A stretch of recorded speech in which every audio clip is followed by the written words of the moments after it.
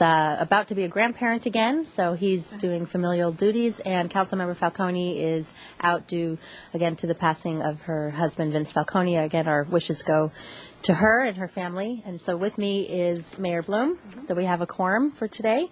And we have 4 items on today's agenda, and they all have to do with interim financial reports, both for the city fund and also the redevelopment agency fund. Mr. Pearson, how would you like to go about doing this? Thank you, Madam Chair. Madam Mayor, welcome.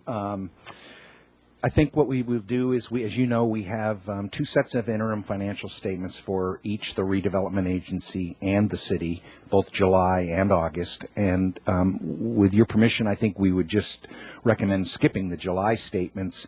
They're on there, of course, because we always like to submit them and get Finance Committee and Council approval. But I think since we have the August statements in hand, there's really no sense in looking at the July ones. And so with your permission, I would recommend that we start with the August interims for the redevelopment agency, okay, and then move to the August interims for the city. Okay, so the redevelopment agency fiscal year 09 ending August 31, 2008, which is council agenda item number 10. We'll start there. Right. And I'm going to start. Okay. And you know, normally for non-quarter end months, we generally don't have a presentation for you. This today is more than a little unusual in that not only are we going to talk about both the RDA and the city interims at some length, even though it's not a quarter end. As you know, we've also got the August city interims on the council's administrative agenda instead of the normal consent agenda, and staff has done that because we think it's important, given the economic situation and all of the turmoil in the financial markets as well as the economy, that we wanted to give council an update on how we see things at this point and maybe how we see things going from here on out. So that's kind of the background, and then with that I would just jump into the August RDA interims. And I'll start by pointing out that, as you know, virtually all of the redevelopment agency's operating revenue comes from tax increment, property tax increment, and that this being August, we have yet to receive any property tax payments. So really the revenue percentages aren't going to be meaningful at this point. It's not unusual. Traditionally, we get the first significant payment of property taxes from the county in December. And so we really won't have anything meaningful to report on that until that time. We do have a little bit of investment income and the like that we've accrued for the first 2 months, but really it's not meaningful to look at percentage comparisons for year-to-date versus revenue for the redevelopment agency at this point. The same really can be said for the expenditure side of things, because with only 2 months of expenditures under our belt, really that does not constitute a pattern, particularly where the redevelopment agency expenses for the most part are project driven, and therefore not really incurred pro rata through the fiscal year. The operating costs, the staffing costs and the like are, but that's a fairly minor proportion of the overall redevelopment agency budget. Between the capital projects and the debt service, that constitutes the vast majority of the redevelopment agency expenditures. And so far, there really isn't much to report on that. Don't know if the redevelopment agency staff, I think that pretty much covers it. We'd be glad to answer any questions on that. I do want to say, though, that I know you're aware that as part of the state's adopted budget that they did decide to implement I guess it's the grandson of ERAF, or maybe now it's the great-grandson of ERAF, but they did decide to take redevelopment agency property tax revenues across the state, and our estimate, as I recall, for our redevelopment agency loss is about $1.45 million. And are we waiting for some official documentation from the state before allocating those funds, or how does that work? Well, no, I think we've got the official numbers by at this having point. A past budget. That's correct. Okay. And just so you know that, as you recall, that when you adopted the FY09, the current fiscal year's redevelopment agency budget, You concurred with a staff recommendation to postpone any consideration of additional projects, grants, allocations, until we saw what the state did, because we knew this was a distinct possibility. Now that we know the outcome of the state budget, staff is working to bring to the Redevelopment Agency Board, the City Council, an update on where we stand with the Redevelopment Agency and its funding, and to bring to you some recommendations on where we go from here. As I recall, we're looking at sometime early November, I think, late October to mid-November. Mid-November? Mid-November. That's what I said. November. Next month. To bring to you a complete update on the Redevelopment Agency's financial and budgetary situation. Because the other question, this is probably for that meeting, is it's $1.4 million this year, but even everyone in Sacramento says we might have passed the budget, but we didn't solve the problem. So there's still the threat of other takes in future years, and we'd have to consider that, I would think, as we look forward in our 2-year financial plan. I think there's no question of that. I think that the phrase that was used in Sacramento, possibly by the governor, and I liked it, so I'm stealing it, which is that in terms of the budget, the state budget situation, really in large measure, they kicked the can down the road once again. They didn't really solve the problem, and so I agree with you completely that we'll be back in much the same boat as next year. And it just seems that Redevelopment Agency is something they've gotten into the habit of tapping. It is indeed a 1-year shift, but I would expect that we would be fighting the same battle again next fiscal year. Okay. Any questions on Mayor Bloom? Two things that I had been reading some things about. Oh, it's on? There you go. Oh, now it's on. I had been reading some things about the RDA, about the state Redevelopment Association challenging this because they didn't think it was legal. Are we just rolling over, and that's okay for 1 year? But yeah, I don't know. I mean, do you know? And Mr. Gustafson may want to speak to this, but I do know that the state redevelopment agency association, the CRA, has talked about challenging it as unconstitutional in court. I don't know whether they've actually proceeded with that. I'll turn this over to Mr. Gustafson. Thank you. Thank you, Bob. Dave Gustafson, Housing and Redevelopment Manager. I can't add too much to that except that the California Redevelopment Association is contemplating some sort of legal challenge, and they have a timetable for that. Okay. So they'll be pursuing the decision as to whether to even do that or not. It is their position that it was an illegal taking. Yeah. Well, and the downtown property owners just helped out the state, but, you know, that's interesting. And do we have any indication that downtown properties are going down in value at all? I don't know if that's... Somebody's telling us something. Lord. I'm embarrassed to say that's actually mine. Just stolen by Mr. Casey, yeah. I have to fess up. You know, I'm actually going to talk about property tax a little bit as part of the city interims and the report I have, but I'll answer your question. We are still expecting, amazingly enough, we are still expecting growth in our basic property tax revenue here in the city of Santa Barbara for the current fiscal year. Now, what next fiscal year looks like obviously remains to be seen, but we did talk to the county as recently again as this morning to confirm in preparation for this report. And while I'll get into a little more detail momentarily, with one possible caveat, we are still expecting an increase in our basic property tax revenue for the current fiscal year. That one caveat is that we don't yet have a handle on the commercial appeals. You know, residential appeals for a lowering of the assessed value, that can go as it will. Frankly, the numbers generally aren't big enough to have a material impact on our property tax revenue. The commercial appeals, on the other hand, do have that possibility, and I don't know where those stand yet in terms of what amount of potential appeals the county may have received or will be receiving on commercial properties. I can tell you that back during the 1991-92 recession, there were a substantial number of appeals from major commercial properties in the downtown area. And so we'll just have to wait and see how that goes. Okay. And you're talking about just within the city of Santa Barbara, because other parts of the county might have different scenarios with clearly. clearly North County is very different when it comes to residential property tax increment. That's absolutely right. Okay. That's Just absolutely so that- right. City, we're talking strictly City. the city, not even the South Coast, just the city. Great. Okay, well, I will entertain a motion for the first two items on the Finance Committee to move it to consent. I move that we move it to consent. Great, I'll second. the All in favor?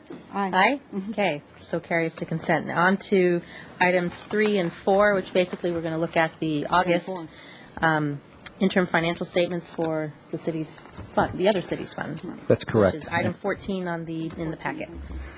And I'm going to start with some general comments, and then I want to actually use the August interim statements as kind of a jumping off point to take a more general look at where we think we are now from a budgetary standpoint and what we're looking at maybe over the next 6 to 12 months as we complete this fiscal year and as we prepare the 2-year financial plan that we would bring to council normally in early to mid-April of next year. Because clearly the financial and economic situation is at best unsettled. At worst, it's not good. And obviously, staff has already been thinking about how that's going to potentially impact our operations, our revenues, and to what degree, if any, then we would need to make adjustments to accommodate the new reality, if you will. But I do want to start out with just sort of a standard August interim financials a little bit. And again, I'll reiterate my comment about the RDA, which is that after 2 months, whether you're talking about revenues or expenditures, it's really hard to extrapolate from those 2 months into the full fiscal year. On the revenue side, again, you can see that the general fund has not received, as I mentioned with the RDA, we've not received a penny of property tax, and that's the way it is. You don't get them until December. As you know, with sales tax, we only have the information in for basically for the quarter ended June 30. We are getting advances from the state on this quarter now, but that's not meaningful information in terms of analysis. It's just a state estimate of an advance. Really, that probably the two revenues that we do get regular payments on and that might be meaningful would be the bed tax, the TOT or transient occupancy tax, and the city's utility users tax, both of which are taxes that are remitted directly to the city on a monthly basis. So we'll take a look at those in a moment.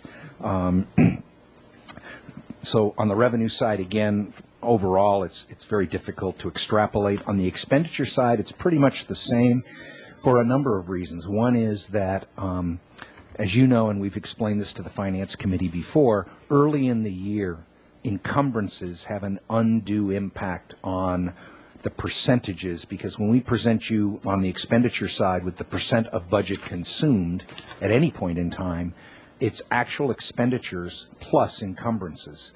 And for encumbrances at this time of year, it really does skew things because many of those encumbrances are encumbrances for the entire year. So we call them blanket purchase orders, and effectively what that means is departments will issue a purchase order in July, the start of the fiscal year, for their anticipated needs for that good or service for the entire fiscal year. And so the encumbrances are definitely appear overstated early in the fiscal year. And really what happens is, as you know, that eventually starts shifting from encumbrance to actual through the year. And as we progress through the year, then it becomes a little more meaningful to look at those comparisons.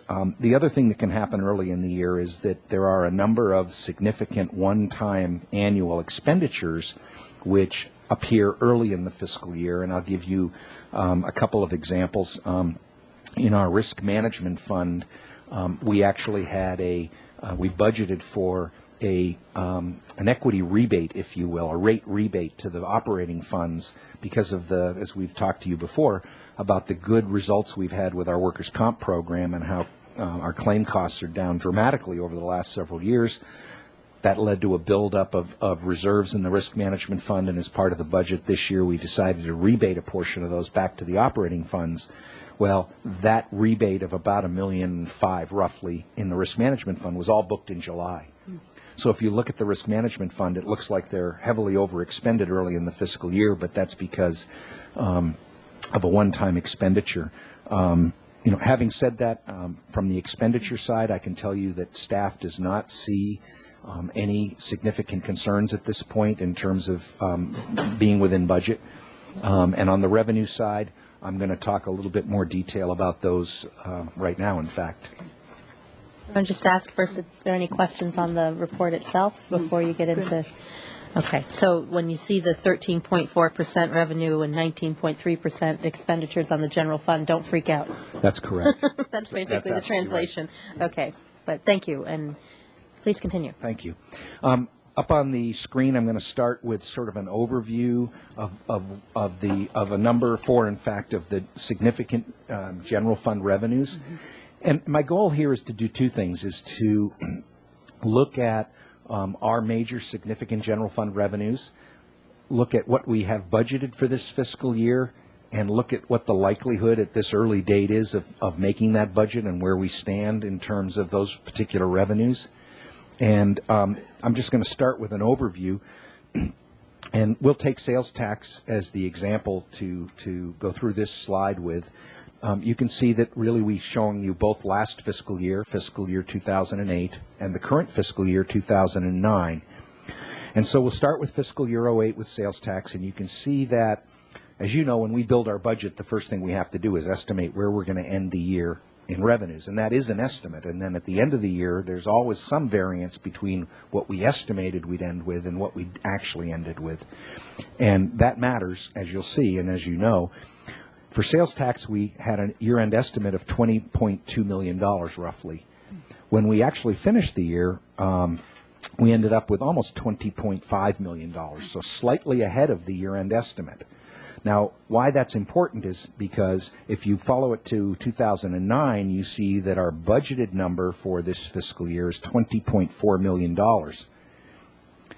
And that was based on an assumed 1% growth rate based on our year-end estimate. But in fact, because we exceeded our year-end estimate, we don't really need to grow 1% to make our budget this year. In fact, we could absorb a 0.29% decrease in our sales tax revenue this fiscal year compared to last fiscal year and still make our budget. And so, that really should be good news in the sense that, to say that, we could see a decline in our sales tax revenue this year and still make budget.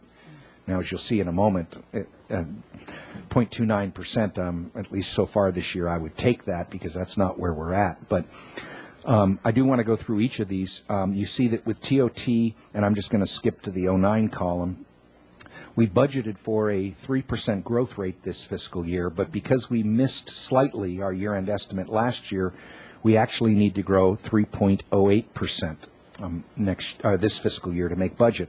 That's pretty close, actually. I mean, we didn't miss last year's estimate by much. Property tax is even a little more positive in that we based our budgeted growth rate was on an assumed 5% growth, but because we exceeded last year's year-end estimate, we really only need to grow 3.87% this year to make budget. And finally, utility users tax. We budgeted for a 3% growth this year, but again, because we exceeded our year-end estimate last year, we only have to grow 1.78% this year in order to make budget. Now, I do want to mention that saying that we made our year-end estimate last year or exceeded it doesn't mean we made budget last year, because in many cases, and proper sales tax is a classic example, our year-end estimate was well below what we had initially budgeted. So even though we fell below budget, the good news is that the number we used to base this year's budget on, our year-end estimate number, we had already factored that in. So now I want to move on to the next one and look at some of these revenues in detail. And the first one is sales tax, and I've actually got two slides on sales tax. This first one is not based on an accrual basis. In other words, this is strictly an economic basis by calendar quarter. And you can see that we've got it for by fiscal year, by calendar quarter. And you can see that for the 4 quarters ended June 30, 2008, collectively combined, we were down 2.5% in our sales tax revenue year over year. And that really is reflected in the fact that 3 out of the 4 quarters were actually down, and the only quarter that we were positive on, we were only up 0.3%. And of course, the worst of that was the June 30 quarter, which we've brought to you before this, where for the June 30 quarter we were down 7.4%. And so the trend obviously is not particularly good, and with the concern over the consumer economy nationwide and the retrenchment of consumer spending, which, as you know, constitutes 2/3 of our national economy, I think that there is a very real concern on the part of staff that sales tax is where our vulnerability lies for the next 12 to 18 months or possibly more. And when do you expect to get the September 30? We don't get that, unfortunately, until the 3rd week in December. Oh, so you have to wait almost a whole quarter Yes. to get that information. Yes. Okay. So we won't know the September. We won't have another batch of real sales tax data until right before the holidays. So, again, that's not particularly good. I guess if there was only any good news on the sales tax, it was that the 7.4% decline was not in our larger quarters, which is the September and December quarters. So, small consolation, but I look for it where I can find it. And then I want to show you another sales tax slide, and this one takes a little more explaining, but I think it's important. And that is the one we just looked at was based on just calendar quarter and not adjusted for the accrual basis that we use to actually account for our revenues. This second sales tax slide, although more complicated, presents the sales tax revenue in the same manner that we truly account for it when we do our books and our budgeting. And as you may know, the way the state pays us sales tax is they give us advances for the 3 months of the quarter, and they send us monthly advances, cash flow advances. And then at the end of the quarter, and actually a quarter in arrears, as you know, they send us the cleanup payment, is what we call it, which is where they take what our actual quarterly sales tax was and subtract out the advances and send us the balance. And so we're always waiting for that cleanup payment because that's the real number.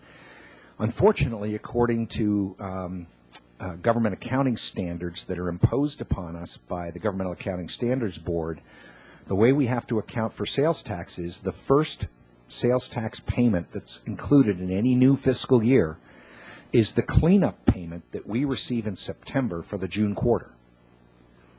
And that's what you see here on this first line. And you can see that for fiscal year 08, that cleanup payment was $781,000, which was up 111% from the prior year.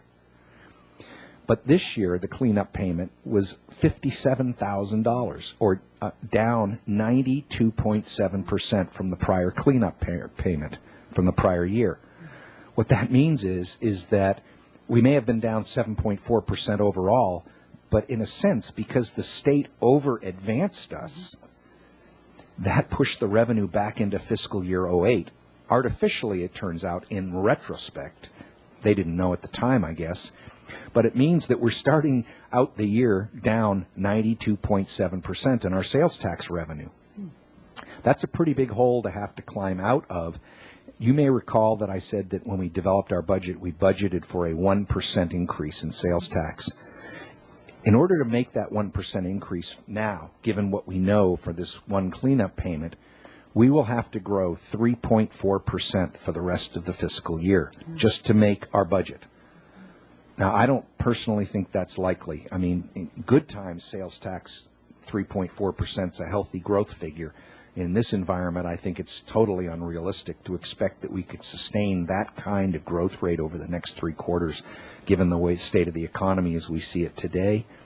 The other fact is, if you look at the bottom and we said, well, okay, we won't make 3.4%, but what if we grew the originally estimated 1% for the rest of the fiscal year? What would that do to us? Mm-hmm. And you can see at the bottom, we've pointed out that if we were just to grow 1% for the rest of the fiscal year, we would end the year about $466,000 under budget for our sales tax revenue, really approaching $500,000 below budget for sales tax revenue. and that's if we grow 1% for the rest of the fiscal year. And you know, from my personal perspective, I think 1% is probably about all we can hope for, and maybe more than we can hope for. So I think we definitely have some significant exposure in terms of our sales tax revenues for the balance of this fiscal year. In terms of making budget, I just don't see it happening. And again, I'd probably be pretty darn happy with 1% growth the rest of the way and have our damage limited to $500,000. Given what we see out there today, we could easily end the year as much as $1 million below budget in our sales tax revenue. I'd be glad to answer questions on each of these revenues as we go along. That's not happy news, I know. I'm afraid to ask any questions, so why don't you just keep going? Okay. Well, we get to a little happier news here in the next couple. And that the next one is transient occupancy tax, or bed tax. And we have 2 months really, July and August, in the books. The September numbers we've put into this spreadsheet. We're still waiting the returns from a couple of the hotels. We've made estimates which we think are reasonable for those hotels, and put them in here. And you can see that this is your really first look at September, down 2.5% for September. I think really you have to look at August and September together. One of the things that one of the lodging association people pointed out to us a while ago was that we really ought to be looking at weekend or holiday days per month.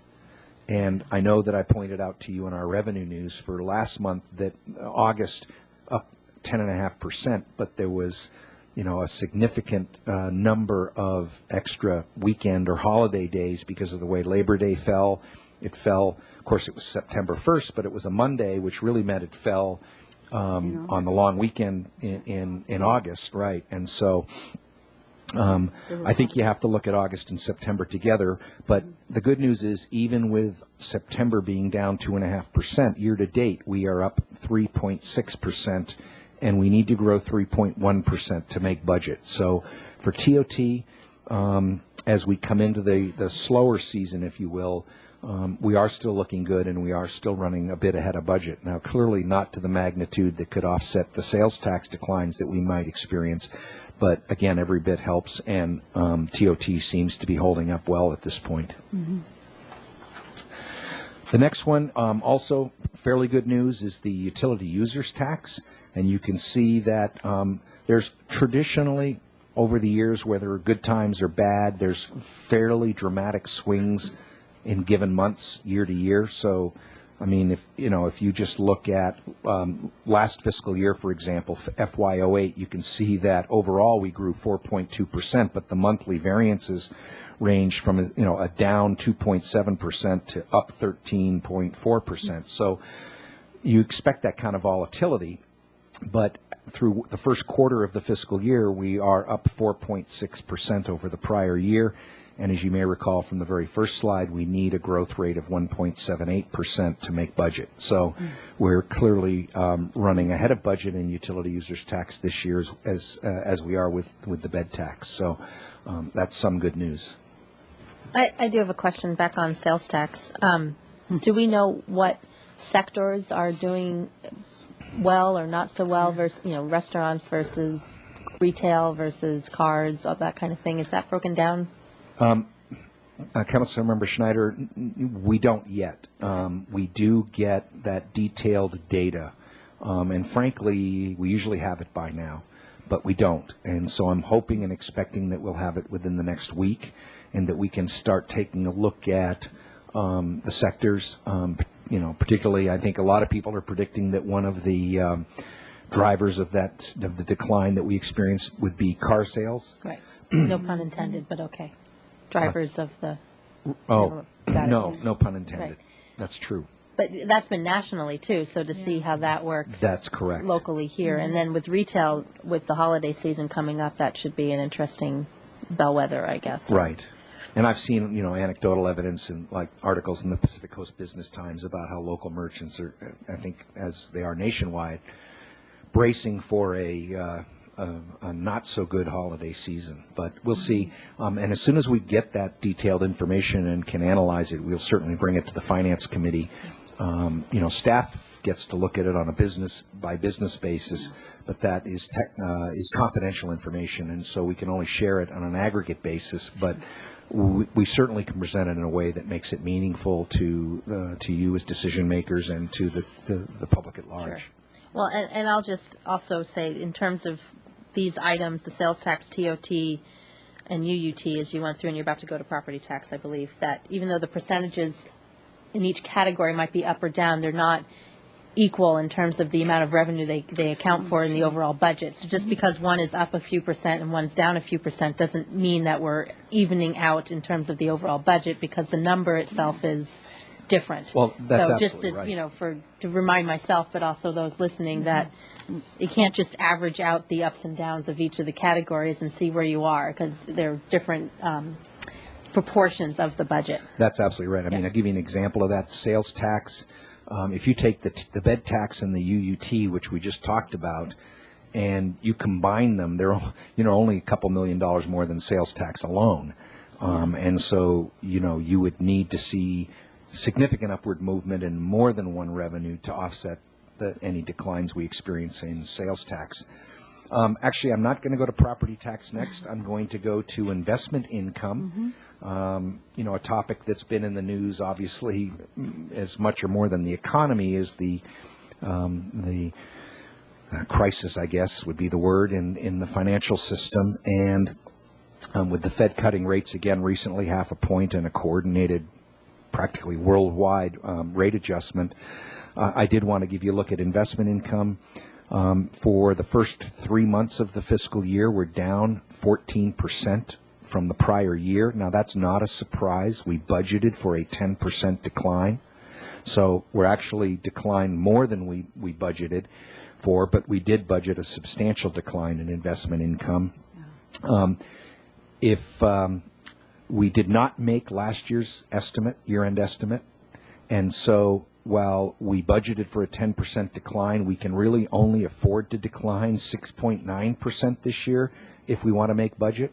And this is, Jill and I this morning had trouble sort of how to word this, because we usually talk about positives, increases, but you have to sort of flip the verbiage when you're talking about declines. But and it was a little counterintuitive. It took me a minute to sort of get it straight. We budgeted for a 10% decline, but because we didn't make last year's estimate, we can only decline 6.9% if we want to make budget. And because we're down 14.1% after the first quarter, for the balance of this fiscal year, we can only decline 3.9% if we want to make budget. Well, 3.9% compared to the 14.1% decline that we experienced in the first quarter doesn't really follow, and I cannot see us recovering that quickly in terms of our investment yields, because, as you know, when we invest city money, it's the order of importance is safety. Shall I say that again? Safety, liquidity, and then yield. And so we're certainly not going to be pushing for higher yields to try to make budget in our investments. That's just not the way it's done.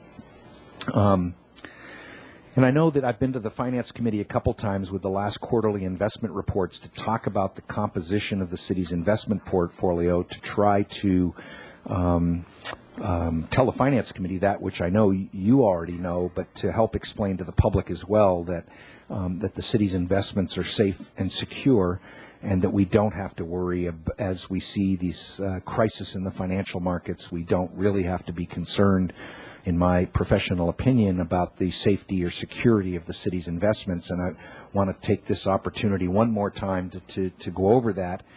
And what's on the screen here is a breakdown of the city's investment portfolio, and we'll focus first on that first column of numbers, the book value.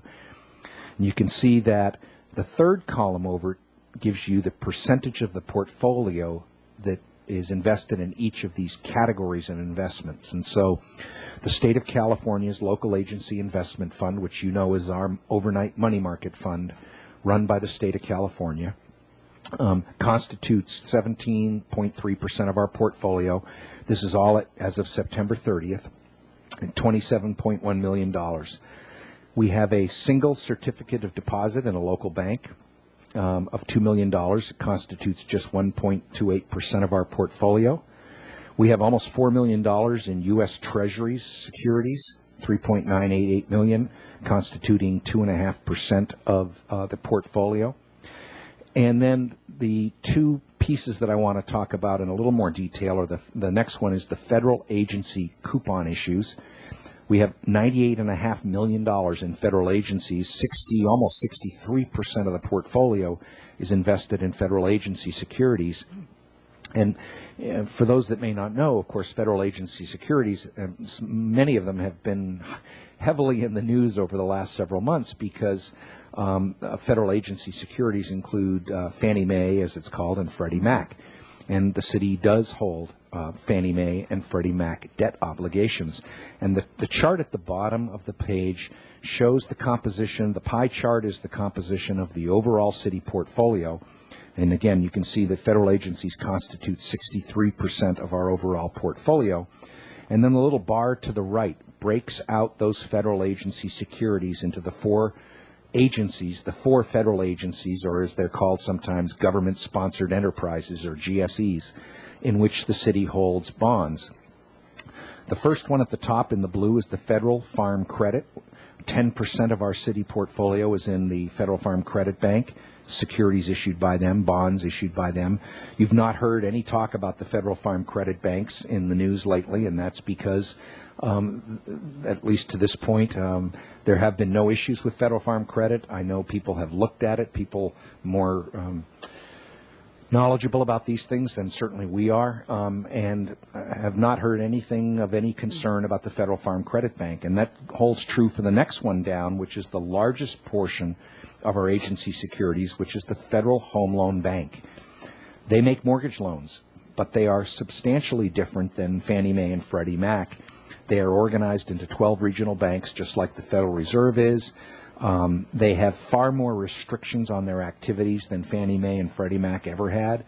And again, there have been no revelations about problems at the Federal Home Loan Bank. So those two combined, those first two, are 40% of our portfolio, and I believe strongly are safe and secure. Now, the bottom two, the yellow piece is the Federal Home Loan Mortgage Corporation, or better known as Freddie Mac, and the bottom one is the Federal National Mortgage Association, better known as Fannie Mae. Combined, they comprise 23% of our portfolio.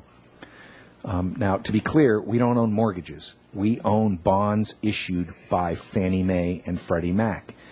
And even before the latest crisis, there was always the assumption that there was an implicit guarantee standing behind those issues, an implicit federal government, U.S. Treasury Department guarantee of those issues. We now know that since those corporations have been taken over by the federal government, that implicit guarantee has been turned in now to an explicit guarantee.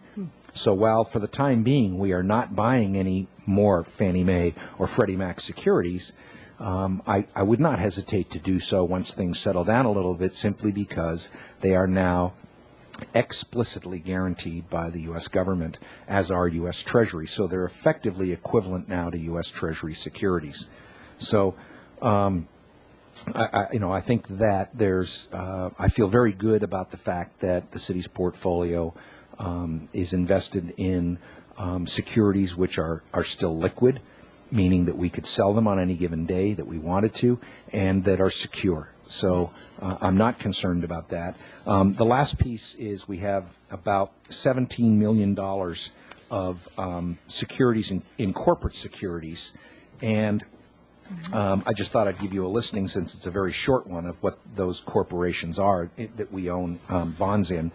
Berkshire Hathaway, we own about $2.2 million of Berkshire Hathaway.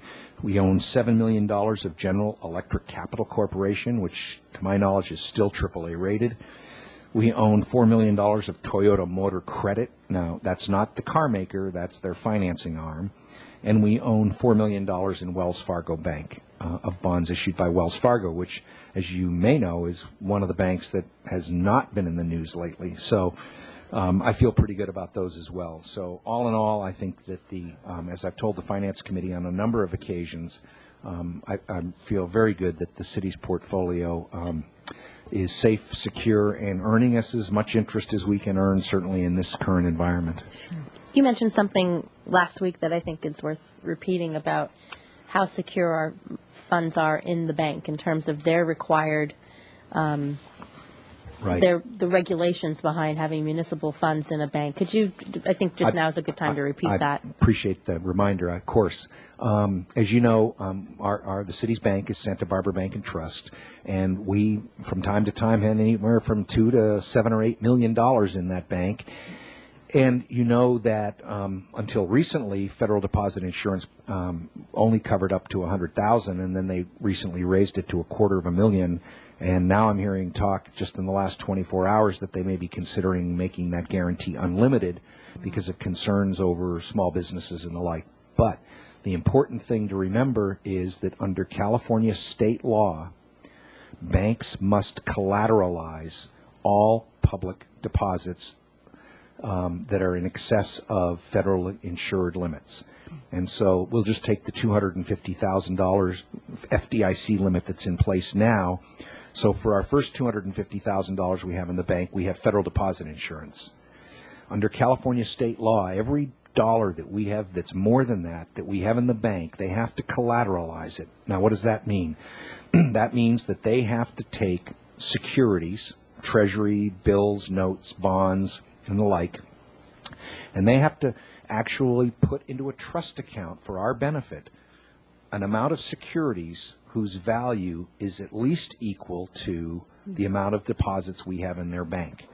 And the whole point of that is that if the bank should go under, and I'm not suggesting Santa Barbara Bank and Trust is in trouble, I don't mean that. I don't want anyone to misconstrue that. But if something should happen, then we have those securities in that trust account that then we can access to make ourselves whole for our deposits that might have been caught up in some sort of bank failure. And again, I want to say it again and again, I'm not suggesting that we have any lack of confidence or faith in Santa Barbara Bank and Trust, because we do not. But that's just the way the law works, and that's why the law was put into effect to protect public deposits. So we have securities guaranteeing every dollar that is not federally insured. Okay, good. So I do want to talk about, before we go to the last slide, I want to talk about property tax just for a moment. I don't have a slide on property tax, but I mentioned earlier when we were talking about the redevelopment agency that we talked to the county as recently as this morning, and they had previously told us that despite the meltdown, if you will, in the real estate market in certainly parts of the country and even parts of our county, North County, that they were still projecting property tax growth for us for this fiscal year.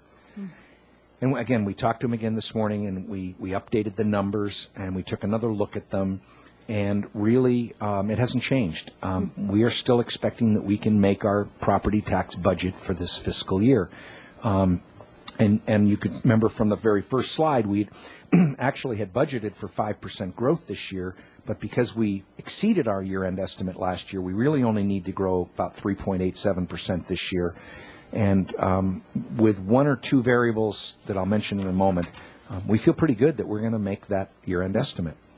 The variables are a supplemental property tax. And supplemental is when a property changes hands in the middle of a tax year, and they update the assessment at the time of the sale. And we get the property tax increase from that increased value based on the sale for the balance of that fiscal year.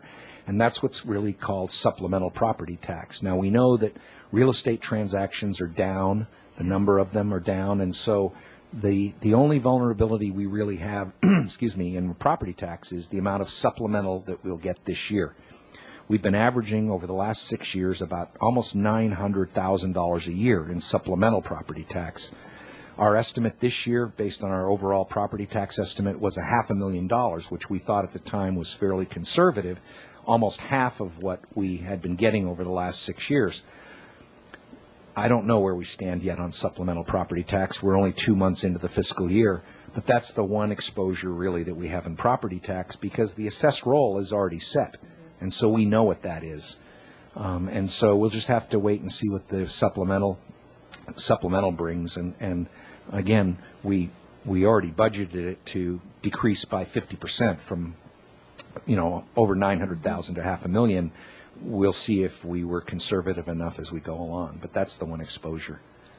And so, to summarize the revenues, I think that staff is watching these very closely. We're very concerned about the impact of the economically difficult times on our revenues, particularly sales tax, and it could very well be, that we're heading into a couple years of difficult times, depending on what the economy does and how quickly it turns around, and particularly with if there's any prolonged retrenchment in consumer spending, we're going to feel it in not just our sales tax, but possibly in our bed tax and other taxes as well. So it's a difficult period of time and one which we're watching closely.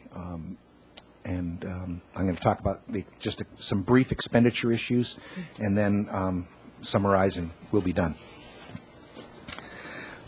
When we look at our expenditure issues, I've tried to identify 4 expenditure issues. As you know, I know you're aware of this, that personnel costs, salary and benefits and related expenses represent some 75% of our general fund budget. And so when we talk about the general fund budget, we unavoidably focus first on our salary and benefit costs. And then after that, we can look at supplies and services and contracts and the things like that. But the big chunks happen to be in salaries and benefits. So I'm going to start by talking about some good news, which we've shared with you before, which is workers' compensation. And these aren't specific numbers about this year. This is more about an outlook for the balance of this fiscal year and into the next 2-year financial plan. Our workers' compensation claim costs are at near historic lows.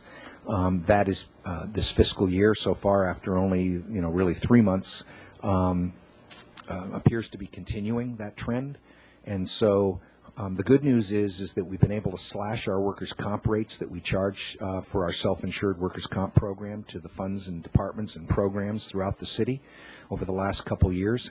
And we may have room for additional premium reductions next fiscal year. So that's really positive news. Not only does it mean that we're having less injuries in the workforce, which is always good news because those are real people, and we don't like to see our employees get injured on the job. But it also translates into financial savings, which means that it's money that we can put toward productive program uses instead of unproductive workers' comp costs. So, secondly, medical insurance premiums. They're going up approximately 10% for calendar year. Calendar year, I stress, 2009, starting in a couple months. This is consistent with the amount that we assumed for our current year budget. As you know, premium increases do not translate directly into a city cost increase because in many cases the employees share the cost of medical insurance, and so even when premiums go up 10%, the city's cost tends to go up something less than the increase in the actual premiums. We budgeted a 6.2% city cost increase for this fiscal year, and we feel like we're in line with that with the premium increases that will be taking effect on January 1 for calendar year 09. It's kind of difficult for us because medical insurance premiums are on a calendar year, and as you know, we budget on a fiscal year, so we kind of got to split those years, and it's half of 1 year for medical insurance premiums and half for the other. But I think we feel pretty good that for the current fiscal year, we have budgeted a sufficient amount to cover the premium increases that we will be experiencing starting January 1. Does it have? It's always been that way in terms of calendar year for health insurance, because I know some companies switch it, and I don't know if that's even something we'd want to do and look into. I don't know how. Yeah. You should talk to Human Resources about that. But we'd have to talk to HR about that. I can tell you that for the 20 years I've been here, it's essentially been on a calendar year basis. Now, there was a time when the city ran its own self-insured health insurance plans, medical and dental, and those were essentially done on a fiscal year. But for as long as we've been with outside insurers and we get out of the self-insurance business, it's always been on a calendar year. Because I know that is an option with other private companies. It might be something just to help budget, right? If that alone. Not to mention end of the year re-enrollments and holiday seasons and all that kind of stuff. So that makes Which we're sense. going into We're going right through now, right open right. enrollment. Right. Yep. I'll mention that to HR and see. A third cost consideration for the general fund, in fact, for all funds, really, is our CalPERS contribution rates. We don't yet know what our contribution rates will be for next fiscal year, starting next July 1. Under PERS's normal schedule, we will indeed have those, we will know those rates for next fiscal year within the next 2 to 3 weeks. Traditionally, late October, early November, we get the, PERS sends us the rates for the following fiscal year, which is very helpful because it allows us to include actual PERS contribution rates in our budget projections as we develop our budget for the following fiscal year. But what I can tell you is that the concern in many cases is, and you've seen this in the news, about the substantial losses in portfolio value that have been experienced lately in both private and public pension plans, 401ks, whatever. The one thing I can tell you is that's certainly true and is a concern, but it will not impact the city's contribution rates next year because PERS sets rates based on a couple-year lag. And so our rates that we will get in the next couple weeks that are for next fiscal year were based on data through June 30, 2007. So almost a year and a half ago, long before this meltdown began. And so I do not expect, well, I don't expect the current investment rate environment that we've experienced over the last, say, 9 to 12 months will not impact our investment, our contribution rates for next fiscal year. What I've shown you is what our current year actual PERS contribution rates are by our 3 contribution groups, police, fire, and miscellaneous. And this was provided to us a year ago right now by PERS, and when they do that, they give us an estimate of the following fiscal year. So although we don't have our actual 2010 rates for another couple weeks, a year ago PERS told us that we could estimate these following rates for our 2010 contributions. And you can see that in each case, they were projecting that our rates would go down. Now, they projected this already knowing what the investment returns were for 2007. So, it's I would say likely that these rates will be close to what our actual rates are. Certainly, hopefully, but that would save us a little bit of money, obviously, if our PERS contribution rates go down. And the last thing I want to mention is simply the status, as you well know, of our labor agreements, which is that we have existing agreements with police and fire. We're currently in negotiations with general, treatment and patrol, and the hourly bargaining units, and that supervisor negotiations would begin soon. So that's kind of a look at our overall issues in terms of what we're looking at for our costs, where we might see some opportunities next year, like in the PERS and workers' comp rates, if they hold, and also on the general fund revenues, where we see the exposures. I think that, unfortunately, I feel like this next 2-year financial plan, which staff is going to be starting to work on at the finance department and the city administrator level, literally starting next week. We begin our policy committee meetings, our budget policy committee meetings next week. And we will be looking at these issues and determining what action we would like to recommend to the council, because clearly we want to maintain a balance between our revenues and our expenditures, and maintain the balanced budget that we adopted, and do the best we can to minimize the impact on the city's reserves as we go forward. And I hate to say it, but I'm not optimistic that next couple years will be good ones. The last point I'll remind you of is that, you know, we already had a sort of a $2 million issue as we head into next fiscal year, because the $4 million of adjustments that we brought to balance the current year fiscal year budget, half of them were one-time in nature. And so that will be, we're starting essentially with having to fill that $2 million hole as we begin next year. And to that, we have to add any adjustments that we would need to make in our revenue estimates and the like. So I'm sorry to take so much time, and I'm sorry to be the bearer of less than happy news. Well, it's important, though. I'm sorry? Oh, yeah. Thank you, Jim. I didn't mention anything about departmental revenues, only taxes and non-departmental revenues as we refer to them. But we also are having issues with departmental revenues, and as you know, last year we had significant shortfall in our building and safety revenue. This year it's looking equally bad. I mean, we're only 3 months into the fiscal year, but community development staff is projecting that we could be as much as $5 to $7 or even $800,000 under budget this fiscal year in our. I mean, apparently there's just, understandably, I guess, given the situation, been a precipitous drop-off in building activity. Sure. And, you know, that one line item alone could be half to $750,000 in revenue under budget. So, Okay. Questions? No. Questions, comments? One other, it might come up at council, is the airport. And I know that's been a little bit in the news here and there with the bonds that we issued a few months ago here, and what does that mean in terms of the terminal project, and is that just something that we're just waiting and seeing what to do in the next couple of months, or is that a to be determined, to be continued conversation, or can you comment on sure, that? That is going to be a to be continued conversation. We plan to come to the Finance Committee and the Council in November with an update on that. You're right that we were planning on selling bonds in early December to fund the terminal project. And with the state of the bond market right now, there's some question as to whether the market is really there to allow us to sell those bonds. I think obviously we're very hopeful that some of the steps the federal government has taken in the last week or 10 days will generate some improvement in the liquidity and in the credit situation in the bond market, and that we will be able to go forward and sell our bonds.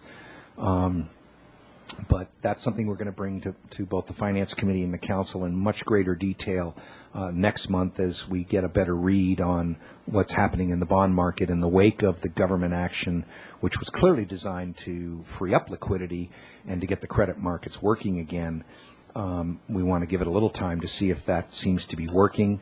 You're also right, Councilmember Schneider, that we had the airport issued a $7.8 million short-term note that we bought into our investment portfolio. That's due December 31st, which we expected would be in plenty of time to be repaid from the bond proceeds. We may have to look at extending that if that should be the case. I can't imagine that we would need to extend it more than 90 days to the end of the March quarter. But that's something that will be part and parcel of the discussion we'll have with Finance Committee and Council next month. Okay, thank you. Okay, I'll entertain a motion to accept items 3 and 4 over to Council. Okay, so moved. Second. All those in favor? Aye. Passes. Thank you very much. Anything else, Mr. Pearson? Great. No, Okay. thank you for your patience. Actually, a very good reality check. Yeah, thank you. It's Ignorance good. is not Yeah. bliss when it comes to this No, kind of it's stuff, good. unfortunately. Thank So, thank you very much. This meeting's